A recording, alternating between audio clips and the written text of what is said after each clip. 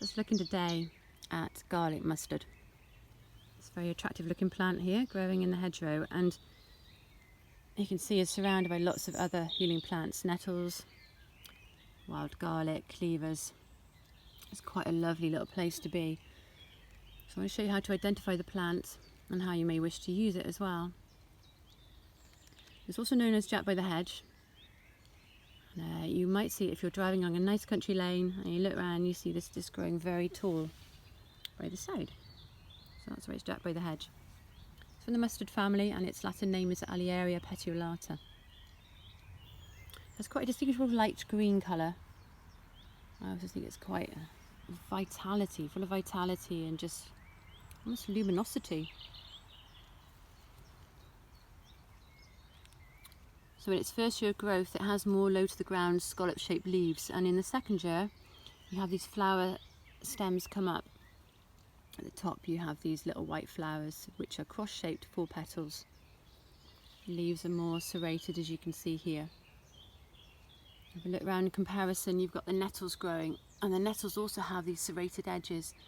Now you can touch nettles, but if you brush against them the wrong way, they release formic acid, which causes a reaction on your skin. You can see growing alternately at the stem as well. Nettle is a very useful one for us to work with. It's a blood cleanser, full of nutrients as well. Which you've got to be a little bit more careful picking this, whereas garlic mustard has no sting to it. It's very easy to pick. So one way you could work with this now is just to pick the leaves and eat them raw. They have a mustardy taste because this plant is from the mustard family. But if you were to cook the leaves for about 5 minutes, it takes away some of that bitterness. Put these into soups or stews or however else you like to cook them. One thing I don't think people realise is that garlic mustard has a lot of vitamin C in it. It has over 3 times more vitamin C than gram for gram if you were to eat an orange. It's incredible really, isn't it? It has A vitamins, A vitamin, vitamin A, B vitamins, vitamin E. And you think, well, it's much easier to go to the shop and buy an orange, isn't it, than come and pick loads of garlic mustard. But then you just think, well, you know, we're always being told about eat your 5 a day and get your nutrients in, whereas these things are growing out here, you know, they're available to us, and they're kind, they're working fully with our systems, you know. And if you find somewhere where you know there's no pesticides being sprayed, you've got something very natural you can incorporate into your diet. So this is also quite healing. It's anti-carcinogenic, antimicrobial, diuretic, so it's really good for moving toxins out your body, helping the body fight things like cancer, blood diseases, etc. That's what we all need right now, because there's a lot of pesticides out there, a lot of stuff that we're putting into our bodies, you know, very different to how it was years ago, when people would be out foraging and they'd be picking everything and they knew what they were working with, you know.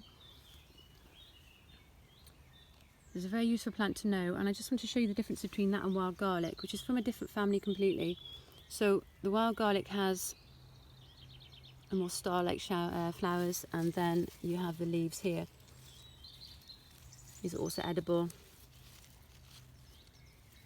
It's quite different. Both very happily growing alongside each other with the nettles as well. So if you want to work with garlic mustard, identify properly first.